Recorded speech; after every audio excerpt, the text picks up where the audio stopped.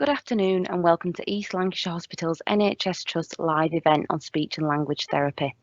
My name is Madison Barker and I'm going to help coordinate the event for our presenter Holly Moore.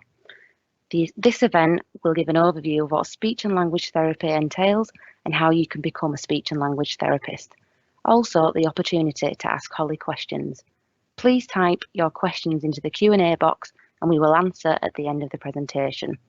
Please note, this event is being recorded and will be available to view via our education website at a later date.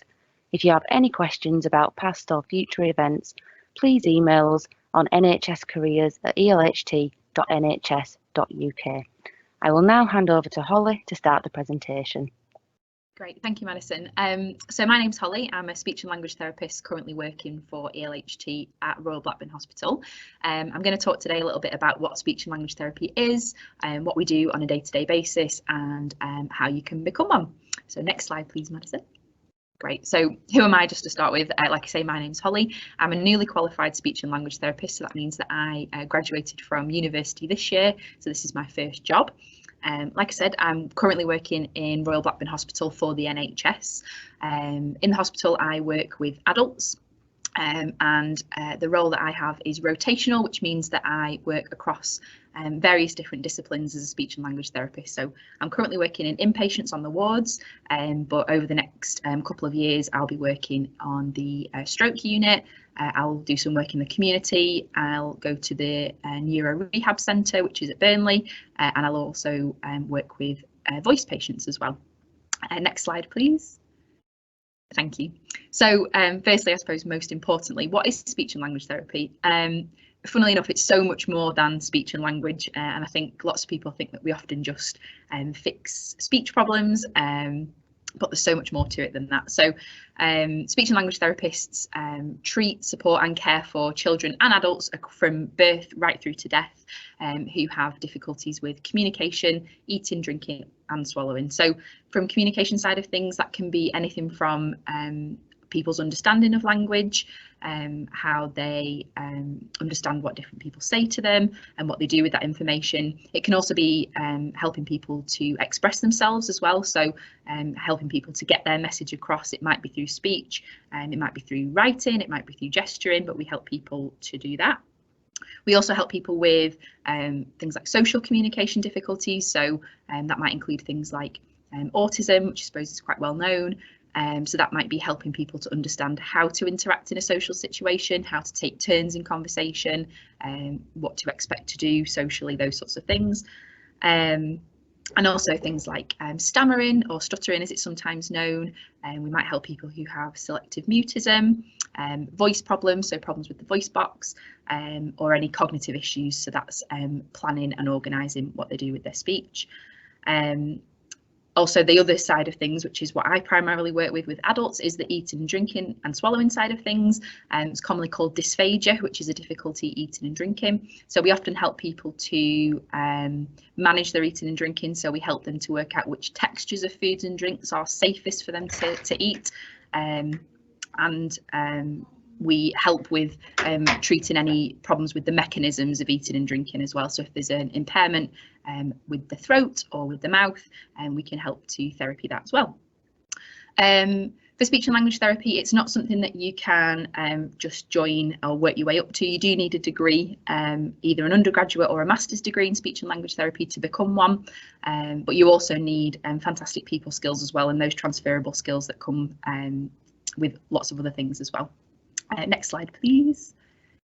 Thank you. So just some people that you might know and have heard of that have had speech and language therapy in the past. So first one is Adele, obviously well-known, renowned singer. She actually had a vocal fold hemorrhage. So in our voice box, we have two muscles that come together to help us speak and sing that are called our vocal folds.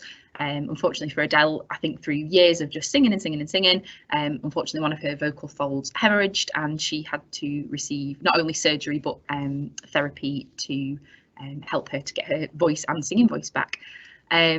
Second, we've got Emily Blunt and Ed Sheeran, who both, perhaps unbeknownst to a lot of people, had stammers or have stammers, and they have found ways and means to manage their stammers. We often say that people don't overcome a stammer, they just manage it. So both of these people have accessed speech and language therapy to provide them with strategies to help them to manage their stammers, and I imagine that they don't get in their life in the way of their life as much anymore, which is great for them in their careers. And then finally, I think he's from Britain's Got Talent, Lee Ridley, who has a particular type of cerebral palsy, which is a neurological condition. He unfortunately can't use his voice like we would to speak, but he uses what's called AAC, which is alternative and augmentative communication.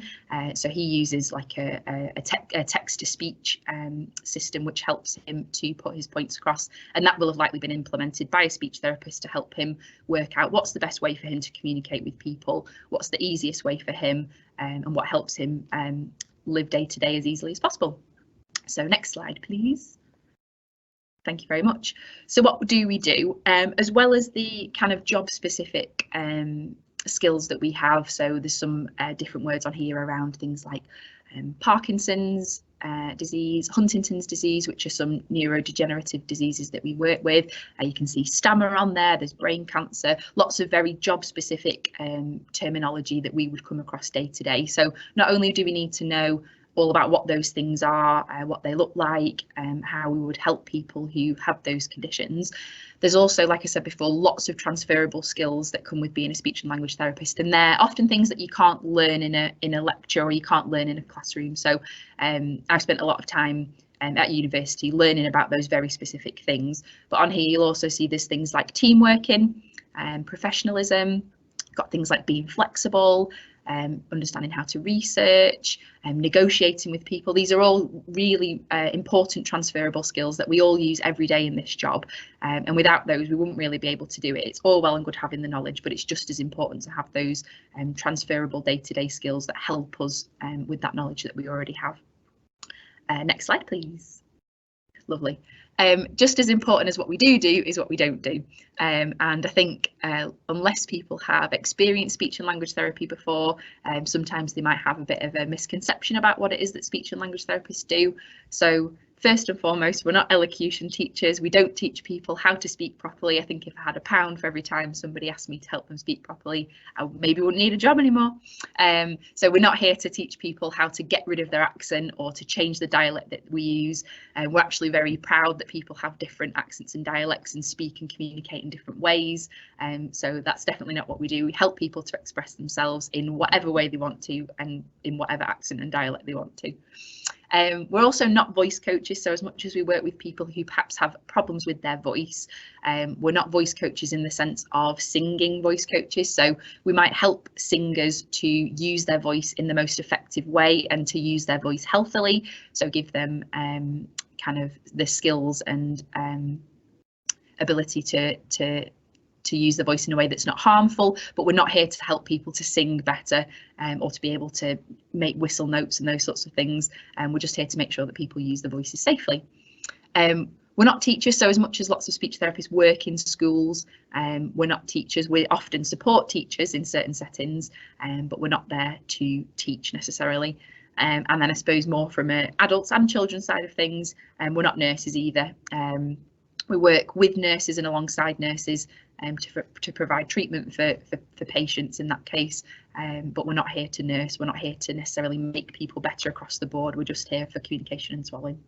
Okay, next slide, please. Lovely. So some of the places that we work, it's really such a broad spectrum. Like I said, I think in one of the first couple of slides, we work with people from birth right through to end of life and unfortunately death. So that means that where people are from birth to death is where you might find us. So I suppose from the children's side of things, so you might work in a nursery and working with really young children, might work in a school, so that's obviously working with slightly older children. You might work in a client's home, so this is for adults and children. If you have a community role, it might mean going out to their house and supporting them at home to communicate in an environment that's comfortable for them. Sometimes when people come into clinics or into hospitals, it's quite an uncomfortable place to be, so we often like to work in clients' homes because it's quite comfortable for them. Like me, we work in hospitals, acutely, meaning kind of on the wards and in the hospital itself. And we also work with outpatients, so where people come into the hospital for an appointment and we see them there in a clinic setting. Prisons, something that lots of people don't know, you might find speech and language therapists in prisons. So that can often be not only to help people with swallowing difficulties associated with things like dementia or Huntington's and Parkinson's, like I spoke about earlier, but it might be to help people who have communication difficulties, and often that can be social communication difficulties in prisons, helping people to understand how to communicate socially and appropriately. Secure units, so that often means kind of mental health settings. So you might work in find speech therapists in a mental health setting for similar reasons, supporting patients' communication and also supporting patients to eat and drink safely. I've mentioned clinics, so that's people, parents and adults might go to a community clinic setting to be seen for a variety of things, and that also includes child development centres. So I've worked in child development centres previously where parents would come mostly for advice around, is their child developing at the rate that they should be? Is there anything that they can do to support their child's communication? If they've got any worries about whether they're understanding language or whether they're using language appropriately, is there anything that we can advise them and help them with?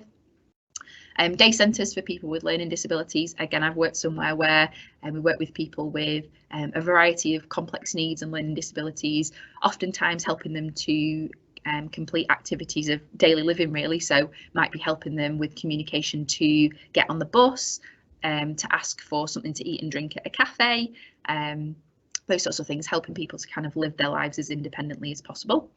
We also work in care homes with elderly people. Again, that can be to support their eating and drinking, or it can be to support their communication. And also privately, so as much as I work in the NHS and lots of speech therapists work in the NHS, there are also lots of private speech therapists who work from home or from a private business, and that can be for children or adults to support them in any way that they need. Okay, next slide, please. Thank you. So as much as where we work, it's very rare that speech therapists will work on their own. So you often find that we are part of what we call multidisciplinary teams, so with professionals from lots of different areas trying to support the people and the patients that we work with. So with children and with children and people with learning disabilities, you might work alongside teachers, teaching assistants, SENCOs, which is special educational needs coordinators, social workers, nursery staff. So that would be in a school setting. You would often work alongside the teachers to think about the child's goals. So what is it that they want to work towards? Sometimes incorporating the curriculum into that as well. So how can we help this child with their communication in order to access the curriculum and make sure that they can be part of their lessons and make sure that they are achieving their potential in school. You might also work with psychologists and educational psychologists. So a good example of this is for perhaps a child who has selective mutism. So they unfortunately have made a decision not to speak in school, perhaps. It might be working alongside an educational psychologist to work out why that child feels that way and what strategies we can give to that child, or how we can support that child to feel more confident to speak in school. Might work with support workers, so oftentimes that will be with people with learning disabilities or who need support at home. It might be that we're helping them to think about what activities they need to complete and how we can support them to complete those activities around the day. So like I said before, it might be going out and about into town, it might be speaking to people on the phone, anything like that. Businesses, so I know there's been a big initiative recently about making sure that shop workers are aware that people that they see day to day might have communication difficulties, so and how they can be supported. Speech therapists are often involved in that. Teachers of the deaf obviously goes without saying. We work with people with hearing impairments as part of our job, so we would often work with teachers of the deaf. And then healthcare professionals, so this is often the people that I would see and work with day to day in the hospital. Nurses and doctors, so liaising with them about medical plans and how we can support patients to get better while they're on the wards. And then in terms of rehabilitation, we often work with occupational therapists who deal with kind of activities of daily life and supporting people to do that. Physiotherapists who deal with kind of movement and managing the physical side of rehabilitation.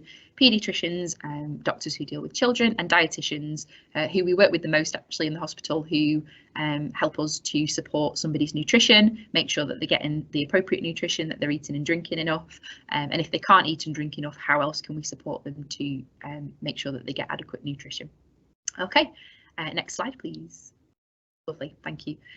So just a little bit about me and what I've done so far. So I chose to be a speech and language therapist, not because I'd ever heard of speech and language therapy before. I got to kind of the end of college and wasn't really sure what I wanted to do. Felt like the right thing to do was to go to university, but I wasn't sure. Didn't have a particular job in mind. So I was quite good at English at school. I quite liked learning about languages. So I decided to do an undergraduate degree in linguistics at UCLan. So that was 3 years, and that taught me a lot about how we use language, why we use language, different types of language, and also what happens when the language centres of the brain go wrong, for want of a better word, and how that impacts people. And it was while I was doing that degree that I first learned about speech and language therapy. So when I was kind of late teens, early 20s. I did a volunteer stint with the Stroke Association, who obviously help people who've had a stroke to kind of rehabilitate into the community and provide communication support for them.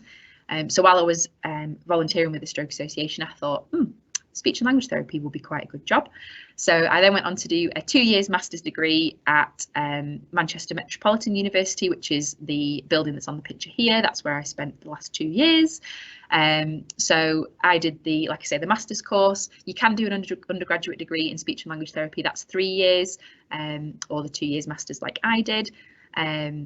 It was fantastic, a really good opportunity. So half the time spent in the university in lectures, kind of learning about different types of language and communication impairment, and also learning about child language development, those sorts of things. And then the other half of the time spent on placement. So that was going out into the community, generally in different NHS trusts, and being out on the front line, seeing patients, learning about how speech therapists treat and give therapy to patients day to day, which was fantastic. First job is where I am now, in ELHT. So I started this job in July, and I'm Band 5, like I said, speech and language therapist on rotation, so currently in inpatients. And my future goals is to hopefully carry on here. The rotational role that I do takes around 2 years, so every 6 months I'll rotate to a different area of speech therapy. So I'm currently in inpatients. I'll next go to working with voice patients, so I hope to stay here for at least a couple of years. But long term, I'd really like to work with people who have had brain injuries or stroke, and help them to rehabilitate from hospital and back to their homes, and get back into the community. Okay, that's me. Next slide, please. So I suppose the important bit is, how do I qualify to become a speech and language therapist? So we've talked a little bit about it through the presentation, but this is kind of more specific. So you do need to do a degree. Like I said before, it's not something that you can kind of just work up to like you can with other positions. It is something that you need to have an accredited degree for. Not every university in the UK provides a speech and language therapy degree. At the moment, there are 21 universities across the UK that provide either undergraduate, masters, or both speech and language therapy degrees. There's a link at the bottom of this slide that takes you to a page that shows you which universities they are. It's quite a lot in the north, but they are spread through the country as well. So if you wanted to go a bit further afield, you could. If you are planning to do the undergraduate degree straight from college, I think you need at least 3 A levels or equivalent. Some universities do ask for kind of specific GCSEs, so that might be things like biology, it might be English, it might be at least A science, but others don't. So the university that I went to doesn't ask for any specific A levels, so just worth checking that before applying. And like I said, for more kind of information about careers, the RCSLT, which is the Royal College of Speech and Language Therapists, who kind of oversee us as a profession, have loads of information on their website about applying for university degrees and what you would need to do that. Okay, next slide, please. So that's everything from me. Thank you for listening. If anybody has any questions, please feel free to put them in the Q&A. Other than that, obviously, like Madison said at the start, if you've got any questions, you can put them towards the email that was given at the start, and we'd be more than happy to answer any. Thank you very much. Thank you very much, Holly.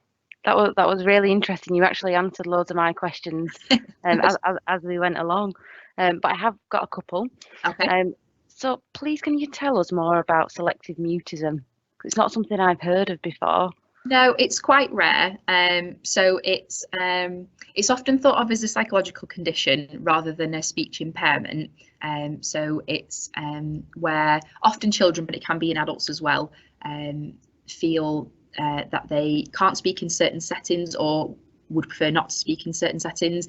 There's a lot of research still going into it, so it's had lots of different names in the past, and there's a lot of misunderstanding about what it means to be selectively mute. I think there's lots of people who think that it's just being shy, and it's much more than that. Like I say, it's kind of it's thought to be kind of a psychological condition now, where it can't be helped. The person can't help that they can't speak in those conditions, and they need support to feel confident to speak in those situations. So as much as it's something that we help and deal with quite a lot, it is still something that's quite new and we don't actually know a lot about. So a lot of the time when speech and language therapists work with selective mutism, a lot of the time it's supporting that person really, really personally and individualised. Everybody's reasons for selective mutism are different. So it's kind of supporting that person to make sure that in their life and in their setting, we give them as many tools as possible to help them to feel that they can speak. Thank you very much. And then can you tell us more about dysphagia? Yeah, so dysphagia is the technical term for a difficulty with swallowing. So we work with dysphagia lots and lots and lots in the hospital, and it's a lot more common than people would think. So it can dysphagia can occur as a result of lots of different issues. So it can be if somebody's had a brain injury, or if somebody's had a stroke, even something as I suppose as basic, for want of a better word, as being drowsy. If they've been quite unwell for any number of reasons, they might have had a chest infection, or they've come in with a surgery that's made them quite drowsy. Oftentimes the muscles and the throat, the mechanisms in the throat can become quite tired and quite weary, and that can cause this difficulty swallowing. So oftentimes we will see people who are struggling to swallow normal diet and fluids. So that might be the normal foods that we eat day to day, chips and burgers and crisps and that sort of thing. So we would often be involved in modifying that person's diet and fluids. So it might be that we suggest for a short period they might need sort of a smoother diet. So they might need food that's pureed or that's chopped up small to help them to swallow that. It might be that if a person's had a brain injury where the mechanism of the swallow isn't quite right. So there's lots that goes on. I won't go into it, but there's lots that goes on when we swallow, and it's very, very technical. If one of those things falls out of kilter, it can mean that food and fluid can go into a person's lungs, which can be quite dangerous to give them a chest infection, which can unfortunately cause death in some circumstances. So it might be for those people who've perhaps had a brain injury where some of the mechanisms aren't working properly. We might be able to provide some therapy to make the swallow a little bit safer. So we might be able to provide some movements or strategies that the person can use to try and make the swallow as safe as possible. So yeah, that's a very whistle-stop tour of dysphagia, but it's essentially a difficulty swallowing food and drink, and we would help people to either make sure that the food and drink that they eat is safe for them, or we would help them to modify the way that they eat and drink in order to make their swallowing safe. Thank you very much. I suppose we've all had that experience where you've maybe eaten something too quickly or breathed in, and then you kind of think, oh my gosh, I'm going to choke, and you like cough it. But certain people might not have the ability or the strength to be able to cough. Exactly. Right. And it's worth thinking about that, those times that you think about something going down the wrong way, as it's called. Yeah. It's often quite scary. And if you imagine somebody who's going through that with every single swallow that they have, and not just for food and drink, it might even be swallowing saliva. Imagine that feeling every time you swallowed your saliva. It would be quite scary. So it's quite important that we're involved to make sure that the person feels that what they're eating and drinking is safe. And if there's anything that we can do to make it safer, we will. Thank you. And I wouldn't have thought that from the job title, like speech and language therapy. Yeah. Absolutely. Thank you. Another question we've got is, why do people have a stammer?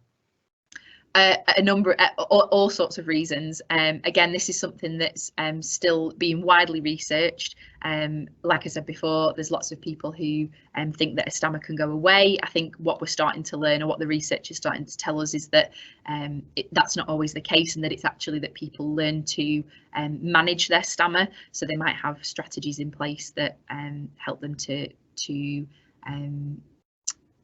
kind of feel confident enough that the stammer doesn't impede their speaking. So we're still not 100% clear why people stammer, and there's lots of research around it perhaps being a neurological condition, so perhaps a portion of the brain that's either working too quickly or not enough. But it's different for everybody, and that's similar to the selective mutism actually. Each different person is likely to stammer for a different reason, and we're there to help that person specifically in the ways that they want to be helped as well. So if a person finds that their stammer is worse when they're on the phone, we might help them with strategies around supporting them while they're on the phone. It might be breathing exercises, it might even be just saying, I stammer, let's get over it. And allowing people to have the kind of confidence that the stammer doesn't define them, they can live their life normally through it. Thank you very much. Another question we've got is, do you help with lisps, and does it tend to be children only that have these? Yeah, so we do help with lisps. There's a whole range of lisps that occur, and that's a speech disorder, that we would often work with, a speech impairment. So we do help with that. It is, I suppose, most commonly children, but it doesn't mean that we only work with children who have lisps. Lots of adults often kind of pursue speech therapy at a later date. It might be that their speech impairment hasn't impacted them through their life, and as they get into their kind of adult years, they start to think, oh, actually this is starting to impact me more than I thought it would. So it might be that, again, we help people to not necessarily resolve the lisp, but it might be to help them with strategies to kind of live their life around it. But yeah, oftentimes with those speech impairments, it often is children, but definitely not just children.